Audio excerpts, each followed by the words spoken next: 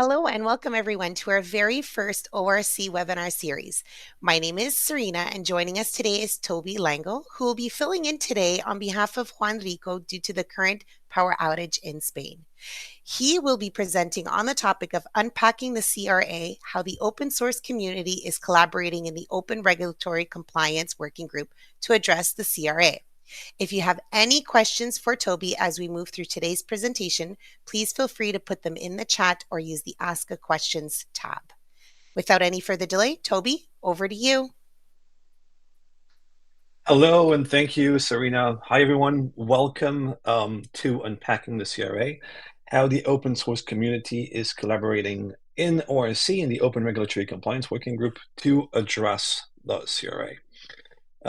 So I'm going to start this presentation by sort of like walk you through how we're going to organize today, right? So first, we're going to talk about the Cyber Resilience Act fundamentals. So essentially understand what the Cyber Resilience Act is, why it comes up, and why it is important, and how it impacts open source and open source projects. Then we're going to look more about the specific of the implementation of the CRA. So the CRA has been turned into European legislation late last year, and for the next 3 years, it's going to be implemented, which means exactly like how it's actually going to be organized and how it's going to impact everyone. Then we'll look at the Open Regulatory Compliance Working Group, and so that's really the work that the technical work that we're organizing, and how that helps support the open source community and also everyone using open source to meet those new compliance requirements. Then we're going to look at collaboration, how we're addressing the CRA more broadly and in collaboration with other institutions. Then lastly, at the community involvement, how you can yourself join the working group and join the effort that's happening, and then we'll have time at the end for a Q&A session. And so let's get started right away with the CRA fundamentals. So why exactly does the CRA happen? What is it? And is what we're going to look at first, right?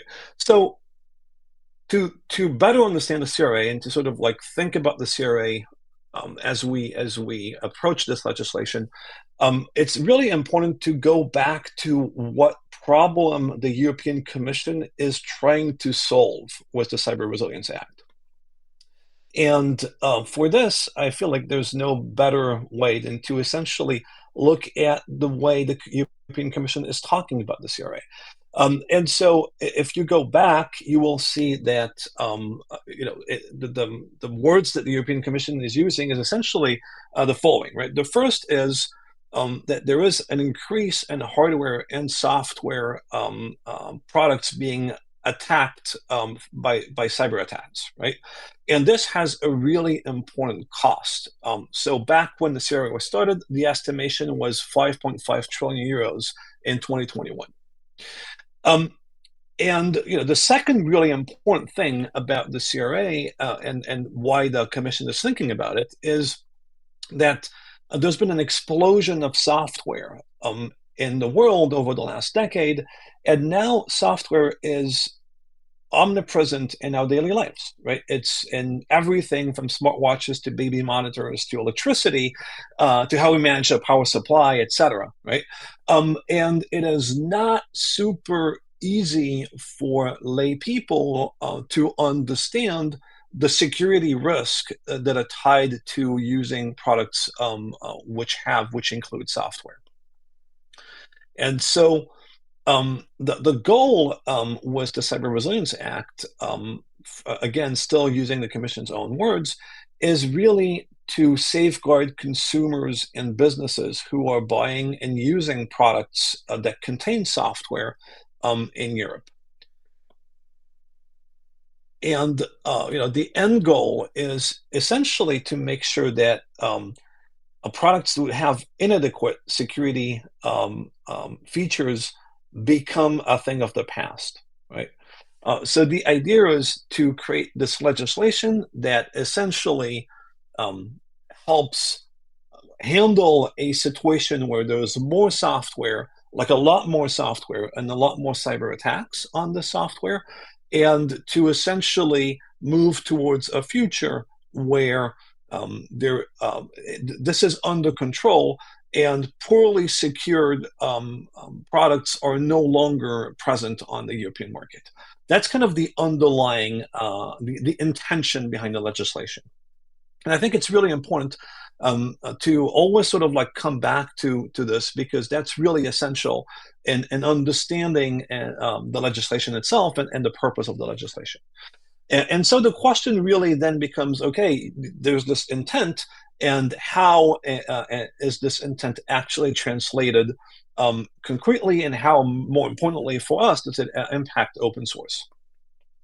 And so the idea is that there are going to be mandatory cybersecurity requirements for manufacturers and retailers of products that contain software, not only as they place this product on the market, but throughout the whole product lifecycle. So once a product is on the market, it needs to be continuously updated for the whole life cycle of that product, to make sure that not only it's cyber resilient when you first buy it as a customer, but also as you use it, and as there are maybe new security issues or exploits that are discovered on that product. And so, we're looking at the why, and really this sentence here is really interesting, because it already starts to touch upon the who, right? So who's responsible for making sure that products are cyber resilient? Well, it is those who are making the products, and the manufacturers and the retailers, those who are selling them on the market, right? What exactly is the CRA about? Well, it's those mandatory cybersecurity requirements, and the fact that those are throughout the whole product life cycle. And so that brings us to exactly who are the actors who are touched by the CRA. And there are multiple, but the three key ones from the perspective of software and open source in particular are manufacturers. So that is a term of law that is used to describe anyone who is placing a product on the European market, whether you're a company or an individual who is selling that product on the European market. There is this new category, this new stakeholder called open source software stewards. And one way of looking at this is those are essentially code hosting foundations like the Eclipse Foundation or the Rust Foundation. But any company, any for-profit company, can also be the steward of a project, of an open source project, if they're not directly monetizing that project. And then lastly, you have open source maintainers. And open source maintainers are really not in scope of the CRA. They don't really have anything to do for the CRA unless they're making money directly off of open source. But the thing is, any kind of open source project that is widely adopted will create some indirect impact on its maintainers. So that's something to keep in mind. And then, if we look more specifically at the what of the CRA, how it impacts, and we started touching upon this earlier, but how it impacts every different one of those stakeholders. Let's look at manufacturers first, right? So what will manufacturers have to do? Well, first of it, they will have to do a cybersecurity risk assessment.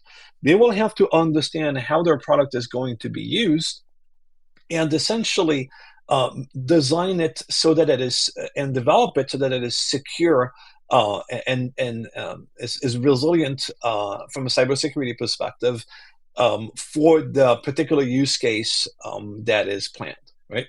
And so that implies that they'll have to do cybersecurity requirements, like build security requirements for the planning, the designing, the development, and the maintenance of their product, but also the whole supply chain of that product.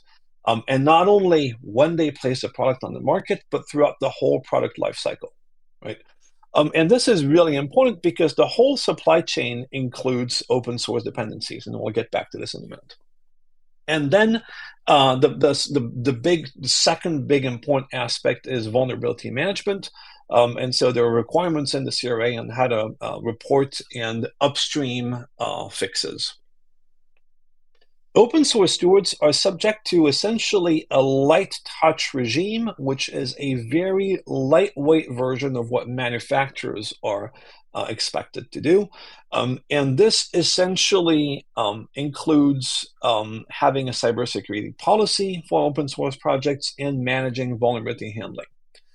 Um, and you'll see that both have additional requirements for important and critical products. Those are products that are important because they touch directly upon security. For example, a password manager would be qualified as an important product, or because they might impact lots of different machines, for example. So an operating system becomes important because of the broad impact it can have, or if it impacts the health or well-being or privacy of individual citizens.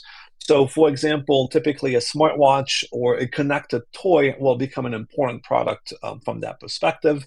And then critical products are products that are tied directly to a critical infrastructure, such as the power grid that we see right now is being impacted.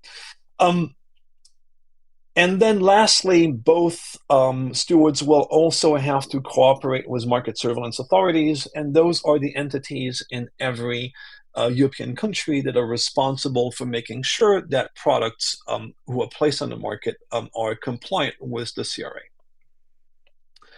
The how, we'll get more into this also later on, but essentially the way that the CRA moves from the existing legislation to a more concrete set of ways for manufacturers to implement it is through harmonized standards. So these are 41 standards who have been requested by the European Commission to the European Standards Organization, so that's Synthetic and ETSI, and those will help manufacturers provide presumption of conformity. So essentially, if you implement those standards, you will be able to state that you conform to what the requirements are spelled out in the Cyber Resilience Act. The second thing is you have additional implementing acts that the Commission is able to do, notably to, for example, set up an attestation program for open source. And then lastly, there's a formalization of best practices. This is very important for open source, which is going to help manufacturers perform due diligence when they rely on open source components. So we talked about the why, the what, the how, and now let's talk briefly about the when. So the Cyber Resilience Act entered into force on December 11 last year. And the vulnerability reporting is going to be due, starting to be due in September 2026, and all of the other obligations in December 2027, right? So the idea is that right now, the legislation is there, but it's only going to get applied in mid 2026 and late 2027. That seems like very far off, but there's a substantial amount of work that needs to be done to be compliant by that time. And as you can see, the deadlines for the horizontal standards, the harmonized standards, which are going to help you with the presumption of conformity, are fairly late in the process. And they only address really the critical and important products. So most products who are not critical or important will have to, won't have standards that are going to help them as much, and they will have to do potentially more digging by themselves. And so essentially here, the key thing to remember is that you will want to be involved with this process as early on as possible as a manufacturer, to make sure that you don't get caught at the last moment, essentially unprepared to meet the requirements. So the earlier you get involved, the better.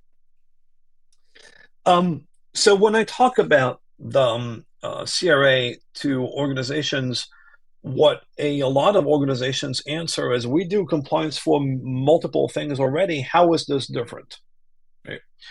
And I think there is one really main important difference, and this is that the CRA not only looks at what you do internally, but it looks at the whole supply chain. Right? So if you consider on the left of this diagram, sort of a standard software stack, roughly, depending on what kind of data you look at, but in general, about a quarter of a software stack is composed of code that is either directly authored by the company who is placing that software on the market, or that is procured, and where you have essentially a legal agreement that helps you with your compliance requirements. Three-quarters of regular software stack, on the other hand, is open source. And so far, that's the diagram in the middle here, compliance was really focused on essentially just authored and procured code. And with the CRA, we're moving into compliance of not only the authored and procured code, but also your whole open source supply chain. And essentially, when you look at authored and procured code, it's fairly easy, right? Compliance is managed through internal practices. You set up like rules of you have to write safe software internally, and you just follow those, right? And when you procure code, you have legal agreements with your vendors to make sure that they also abide by the same standards or the same regulation.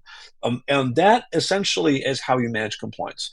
On the other hand, with the open source supply chain, that is completely different, because you cannot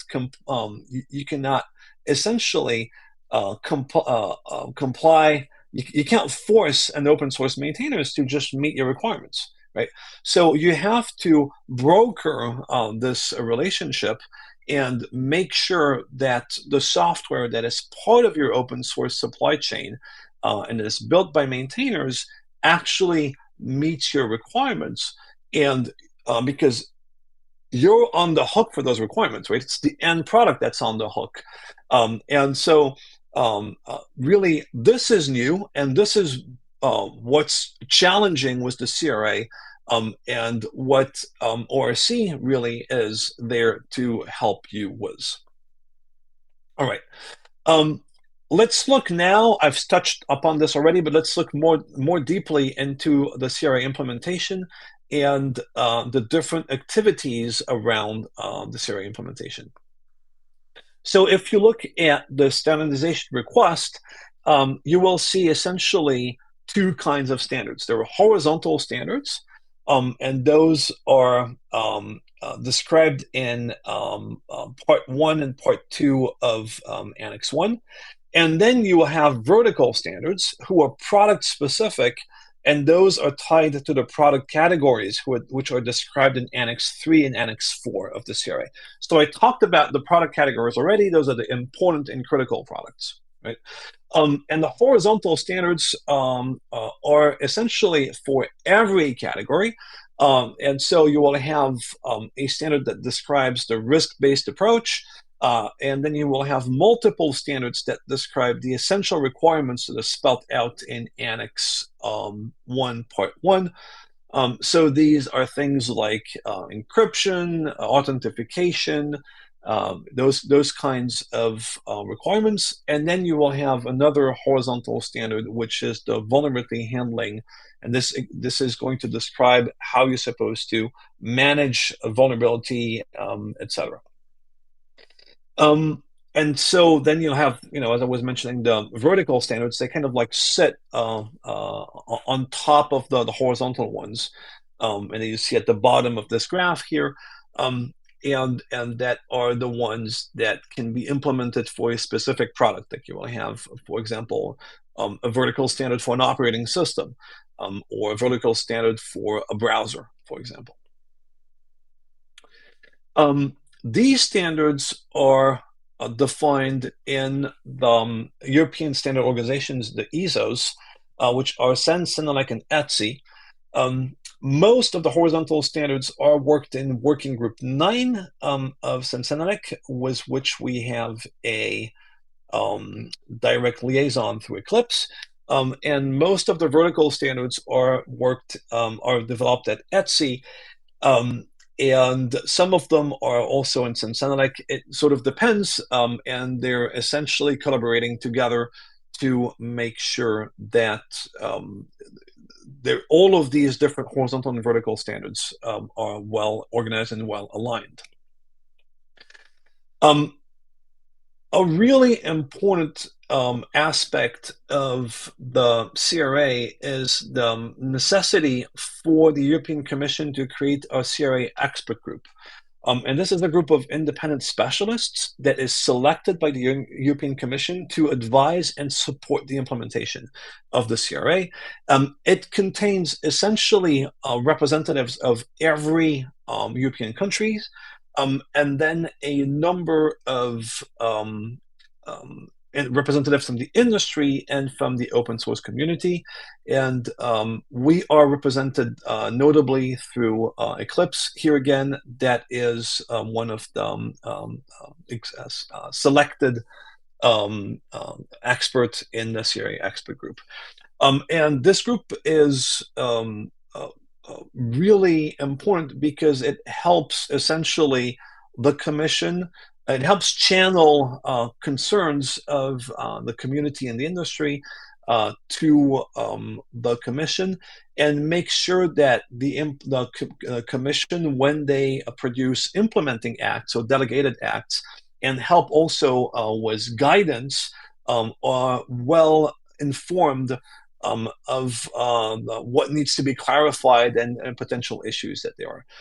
So this is a very important and effective way for the legislation to be implemented, and for the open source community to have a voice through the different actors that are part of the CRA expert group. The third important aspect of the implementation is the conformity assessment. So as you place a product on the market, in most cases, you will be able to self-assess that the product meets the requirements of the CRA. So you will essentially just state, I know what the CRA is, I have looked at the requirements, and my product meets those requirements. So this is the self-assessment. For important and critical products, it's a little bit different. So for for important products, in most cases, you will need a third-party assessment.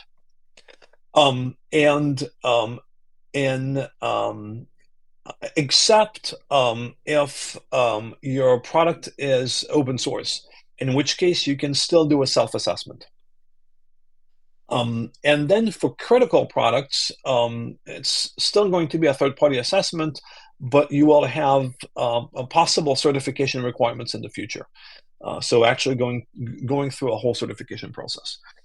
So most products will be in the default category, but if your product, as I was talking about earlier, is either security related, has broad impact, or impacts individual citizens in essentially like their privacy or their health, then you'll have to go through third-party assessment.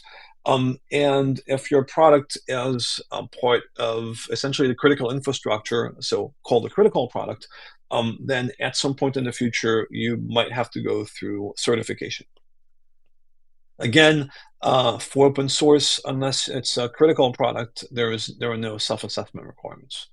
There are no certification or third-party assessment. It's self-assessment. All right, so let's shift gears a little bit and look at the key challenges that the CRA has brought to the open source community. And sort of what we've dealt with in ORC since ORC was started. Um, and I think there are four that we have to look at. One is actually understanding the CRA text properly and understanding the whole implementation of the CRA. This was a challenge for the community because we're not used to dealing with this, and so that's the first part. The second part is actually interfacing with regulators. We're not an industry that, in the open source community in particular, is not an industry that has been used to being regulated.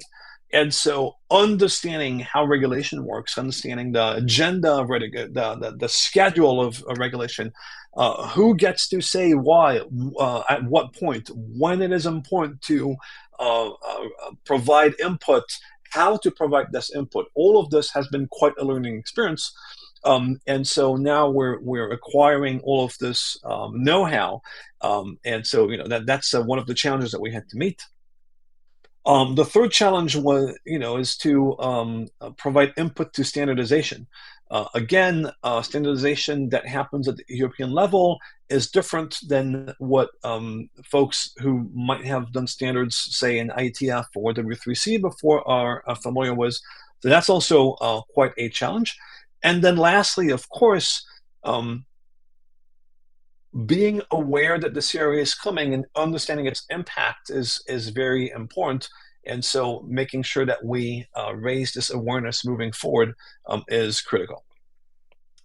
And so really this is where ORC comes in, and the Open Regulatory Compliance Working Group, ORC, was really created to essentially support the open source community manage global compliance as the software industry was becoming a regulated industry, and as a result, where open source would now meet regulation requirements and have to understand how to best deal with it. So at first, the reaction of the open source community to compliance was obviously very much reactive. People learned about the CRA and were rightfully concerned and panicked about it to some degree. And so the initial connection to compliance and to regulation was really one of being reactive. And one of the goals of ORC, what we want to do with ORC in the future, and this is not only a vision for ORC, but for the whole open source ecosystem, is to essentially change our relationship to compliance and move from being reactive to proactive as a first step. And as a second step, essentially get into this ability of working hand in hand with the industry and with the institutions in order to create the best outcomes, not only for the open source ecosystem, but also for the industry relying on open source components to build products. But most importantly, for the end users, whether they're businesses or individuals, to be able to have trust and be able to rely on the products that they use and know that they are properly secured and cyber resilient. And then sort of like the last step in this vision for the open source ecosystem, from moving to this very reactive stance, is that the open source community gets consulted early in the early stages of the legislative processes, so that when there are new legislation that is written and that it impacts software, there is from the very start, from the get-go, a really good understanding of how meaningful open source is for software in general, and how to make sure that it is properly addressed in legislation. And as you can imagine, this matches obviously the mission of the Open Regulatory Compliance Working Group. right? So what does ORC want to be? Well, it wants to be a neutral forum where we can have community maintainers, industry, SMEs, researchers, foundations, and nonprofits come together, right? Um, we want to understand and be aware of regulation that comes up, whether it's in Europe or more broadly, and measure, be aware of its ecosystem impact early on. Really, one of the goals that we have is to keep a tab on what's happening and make sure that we inform and share this knowledge with the broader open source ecosystem as it comes up. Um, and moving forward, we want to essentially create best practices and sustainable solutions, whether those exist already elsewhere or need to be formalized or need to be created from the start, right? So that's why we're able to create specifications when necessary, but we can also help formalize existing practices. And the idea here is really to make sure that we keep the open source ecosystem thriving and sustainable while we also help with the compliance aspects. Then there are education and implementation aspects. So it's not only nice to make sure that the regulation works with open source. We also want to make sure that the broader community understands what needs to happen and understands how that affects themselves, and then adopts those best practices, for example, if that's one of the goals. And then lastly, as I was talking about before, it's critical to have this institutional collaboration and make sure that the open source community is well informed and participates in the different regulatory and standardization efforts.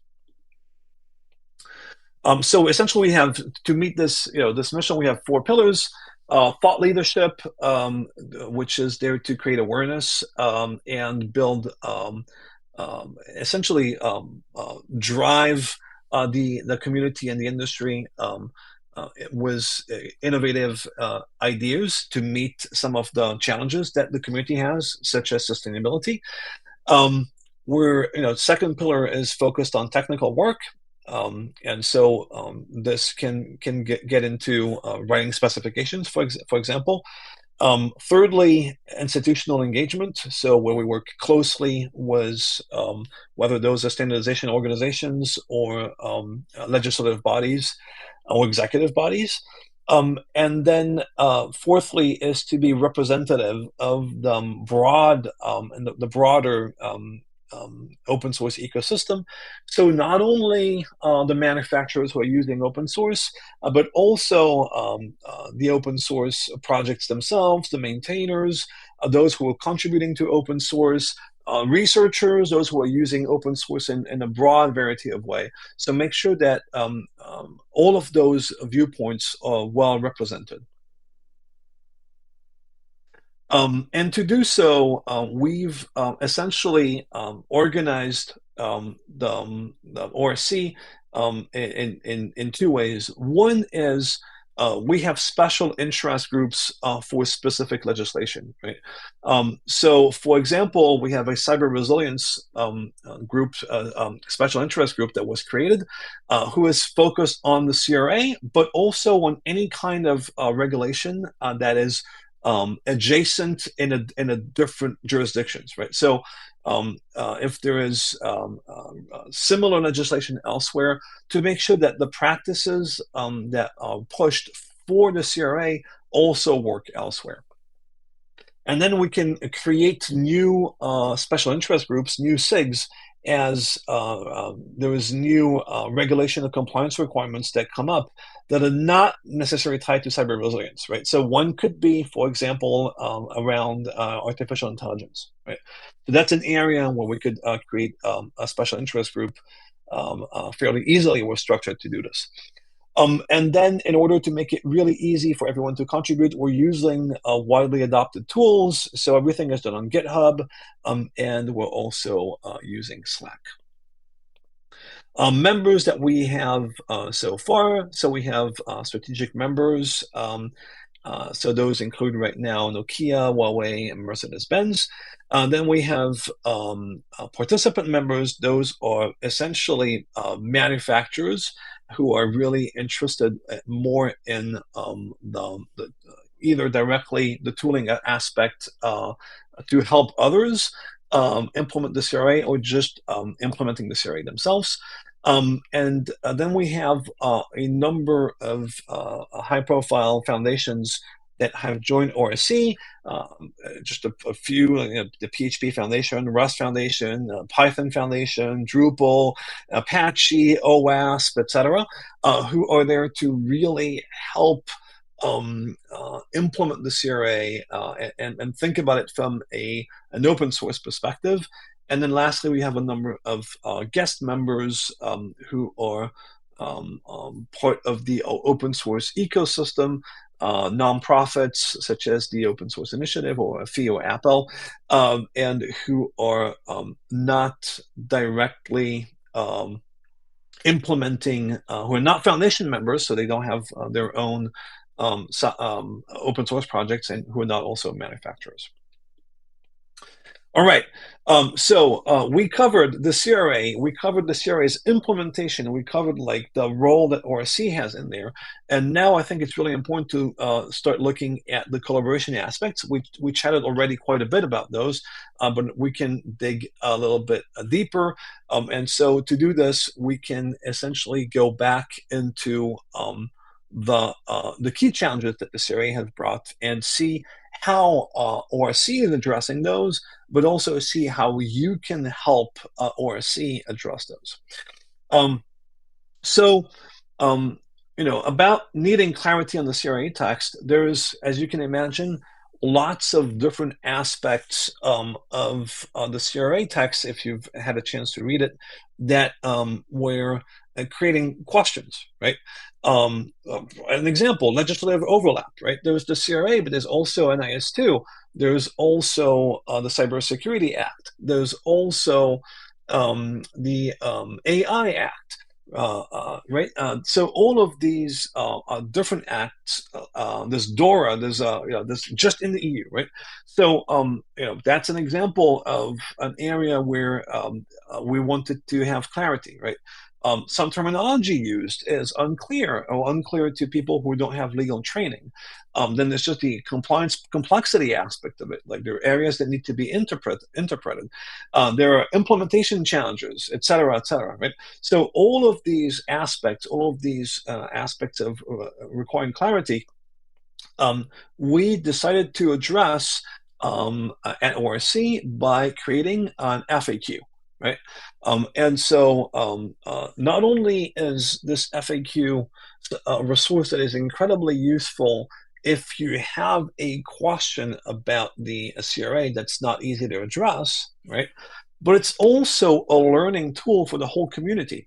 For example, when there is something I bump into and I'm not exactly sure how it works, I'm going to go create open an issue on GitHub, because the FAQ is worked on GitHub, and then the community is going to come in and help and offer their perspective on it. If we come to an agreement and to a conclusion as to what exactly the right answer to is, then we can publish this answer. And when we come to areas where we realize that like there is ambiguity in the text, so this requires clarification from the European Commission, then we have different means, either directly through our relationship or through the CRA expert group, to share those concerns or these areas that require further explanation and further guidance from the Commission. And this helps inform the Commission and allows us to improve the FAQ once we get feedback from the Commission on this topic, and helps the Commission also provide broader feedback to the whole industry about these questions. So that's a very effective strategy to help bring clarification to the text and get involved in the process in ORC really easily by solving your own problems, asking your own questions. And yeah, so here's the process on how to do this. Essentially, when you have an FAQ that you don't have an answer to, even if you just have like a question, and if it's not already addressed, you can open an issue on GitHub. Then we have discussions about it that sort of happen asynchronously on the GitHub issue itself. And as we move towards consensus, we add the question, its answer, into an FAQ and share it publicly, of course, and also, as I was just saying, share it with the relevant institutions. Interfacing with regulators. So that was the second big challenge that the CRA raised for the open source community, and one that ORC stepped up to address. And so one of the key ways that ORC stepped up to address is by providing through Eclipse a European foundation that was able to interface properly with the different European organizations, access and be a liaison and standardization bodies with Cincinnati and now Etsy, and essentially be a part of the implementation, influence it, and make sure that the interest of the open source ecosystems are well understood and um, protected, but most importantly, not accidentally damaged. I mean, it's clearly in the best interest of everyone to make sure that open source can continue to thrive and flourish.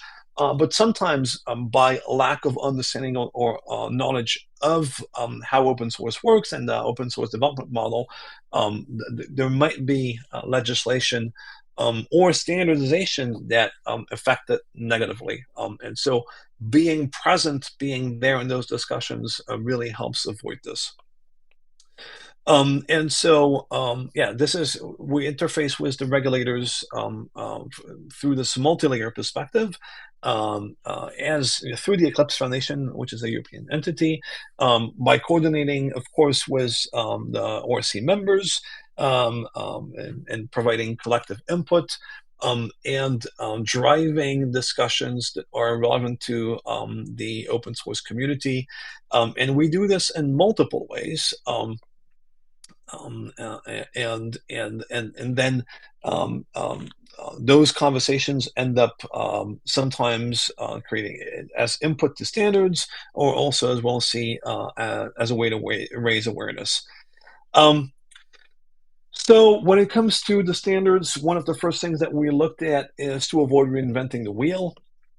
And we're actually collecting an inventory of all of the different existing best practices and specifications and standards that relate directly to cyber resilience and open source. And so we've been working on this quite a bit. We have a large list at this point that we're hoping to be able to publish and share really soon. The list is already public, but actually finalize it and share it. And this is really important input to also the standardization process, because it's much more effective to standardize or reference existing practices than it is to invent everything from scratch. We're also being an active part of the ESOs, the standards organizations in Europe.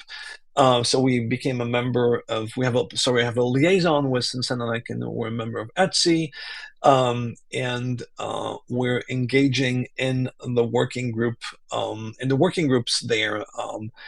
Directly to discuss the impact on open source, and we're also providing technical contributions to the standardization work.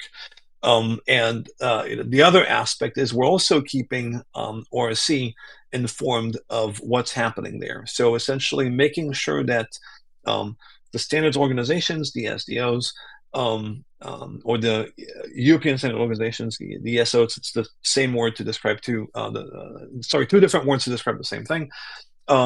Are well tuned into what's happening from an open source perspective, and then the open source ecosystem itself also is well tuned in to what's happening in those bodies.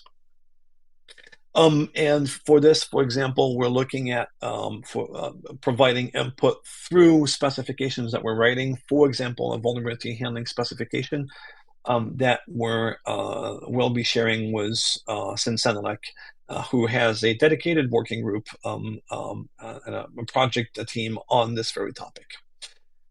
Lastly, last key challenge that this area has brought to the open source community that ORC is handling, and this is essentially raising awareness. And the way we're doing this is in multiple different ways. Obviously, by speaking conferences, organizing webinars like this one, having booth in relevant forums. Some of our members even have created like FAQ tables in events right now. And writing white papers through written deliverables. And so essentially making sure that there is an increasingly broader understanding in the open source community of what the CRA and compliance in general is about, and in the standardization and institutional communities of the specificities of open source in the open source ecosystem. Essentially sort of like acting as an in between those three different parties to make sure that we create the best outcomes possible. As part of our efforts to raise awareness, we're also organizing different different initiatives. For example, supporting the there's the Octet project that Eclipse is working on, and those are part of some of the efforts that are being led by Eclipse or that ORC is tied into. And then lastly, sort of better communicating about our deliverable plan and actually publishing some of those assets as we move forward. Sort of like three key parts to that deliverable plan. Everything about essentially awareness, guidance, and thought leadership through FAQ and white papers on different topics. So SBOMs, security attestations, due diligence requirements, all of those are super important topics that are in the CRA, but that are not well defined there. The inventory that I was just talking about before, and then specifications and structuring best practices around vulnerability handling, security policy for open source tools, which is a requirement from the CRA, and then essentially creating specifications specifically for open source development and for open source components.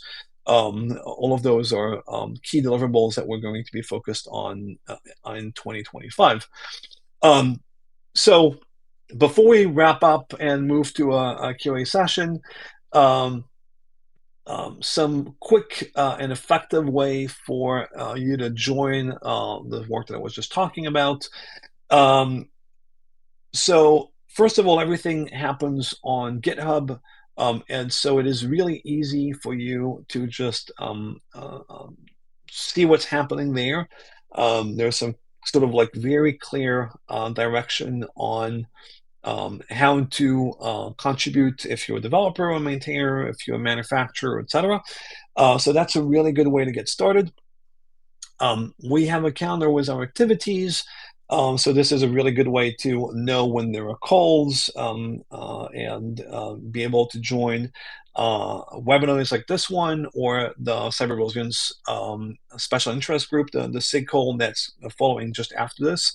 Or the CRA Mondays that we have again later on today, or various, like there's a marketing call, for example, this week, the task force on the FAQ call. So this is a really good way to keep know what's going on. And of course, then you can join our mailing list and our Slack. So both are really good to stay updated and understand what's happening and figure out how to contribute. So GitHub, the calendar, mailing list, and Slack are like really the big ass the best way to start being involved. And then if you are an organization and you want to support this work, which is critical work, not only for the open source community, but also for all of the manufacturers to be able to continue leveraging open source and meet the compliance requirements that are being placed upon them, you can become a member, and that will help you essentially shape the future of open source compliance, not only for cyber resilience, but more broadly. Um, Stay ahead, understand better what's coming up, and make sure that you have a say early on, and better understand and be ready faster by preempting regulatory change. Joining this diverse community and understanding, learning from others, and learning from the issues that others might have had in the past was maybe more specific compliance. So this is also like it's a learning experience for all of us, myself included. And then lastly, like it's a really good way to be involved and make sure that your voice is heard. Notably because we have done the hard work of enabling all of those channels, and all of those communication channels was the institutions, with the liaisons, with the European standard organizations, etc. And so that really helps drive the impact and amplify the voices of those who join the working group. So to summarize, the CRA is a really complex topic that took the open source community and frankly the software community quite by surprise initially, and where essentially communication cooperation is critical for open source to continue thriving and being such an important resource for all of the people who are building software from a business perspective. The working group, the ORC working group, is already delivering lots of outcomes, and that are addressing some of the challenges that the CRA is bringing. And there is a plan for ORC to continue and expand on the numbers of topics that are covered. And you're welcome to come and join. So not only to work on the Cyber Resilience Act, but also more broadly on different legislation, but whether it's in different jurisdictions or on different topics. And essentially joining ORC offers this unique opportunity to stay informed about what's going on in terms of compliance for software and open source in particular, um, and actively shape this. It was quite surprising for me to realize how much our voice is listened to, and how welcomed it is, because the institutions understand really well now the importance of open source, and they are very keen to get this right. And to get this right, they need input from the community, and they're increasingly turning to ORC to get that input. It's a great place to yeah, not only know what's going on, but also actively shape what it looks like for the benefit of the broader open source ecosystem and everyone relying on it. And with this, I think we can move to the Q&A session. Um, and I'm just going to look at the last slide. Yeah, so there you go. So it's time for questions, and I'm very happy to take your questions now and try to address them as best as possible. Well, thank you so much, first and foremost, Tobie, for the excellent presentation and for stepping in and helping out Juan. We really appreciate it. So, a reminder again, as Tobie said, if anyone has any questions, please feel free to put them in the chat or use the Ask a Questions tab. And just a final reminder, your feedback is very important to us. We have provided the link in the comments to provide your feedback for this webinar session. So, please do so when you have a moment. And let me have a look here, Tobie, to see if there's any questions in the chat. There's none there, and there is none neither in the Q&A. So if anyone has questions after they've rewatched this, that is also an opportunity for you to put them in there and we can share it with anyone else. They have shared Juan's email address on here as well. So there's the ways that you can reach everyone. All right. Thank you so much, Tobie. Again, that concludes our I'm very seeing a first question, CRA. so I don't know if you want to wrap up or if you want to catch that last question. I don't see it here. I'm seeing Robin ask, how is the closed source community contributing and collaborating? In the chat, I guess. Sorry, I'll take it's it. yeah, of course. That is your question. Yeah. So I think this is a great question. I think one of the I think one of the most unexpected and one of the areas that is the less documented in the CRA is the relationship between the closed source community and the open source community. Right? There is this idea that open source is on one end and closed source is on the other. But the reality that we know as open source practitioners is that essentially all closed source actually contains a lot of open source, right? As I was sharing earlier on, about 3/4 of closed source is open source. And so the way that the closed source community is contributing and collaborating is all of those manufacturers that you saw in the membership page who show up and essentially who are contributing to open source also, but who are also there from the perspective of how can we meet our due diligence requirements when we integrate open source components. So this is really an effective way to contribute as a manufacturer and as someone who is placing on the market um, open source, closed proprietary software that contains open source, is to come in and explain, here's how we're going to integrate the open source components to make sure that they're compliant. How can we work together? How can we support the open source community to make sure that those components will meet the security requirements and will be able to integrate them in a compliant way. So I think there's already lots of folks who are doing this, and it's a really relevant way to contribute. Amazing. Thank you again, Tobie, and thanks to everyone who was able to attend. I hope you all have a wonderful rest of your day. Take care. Thank you so much. Bye for now.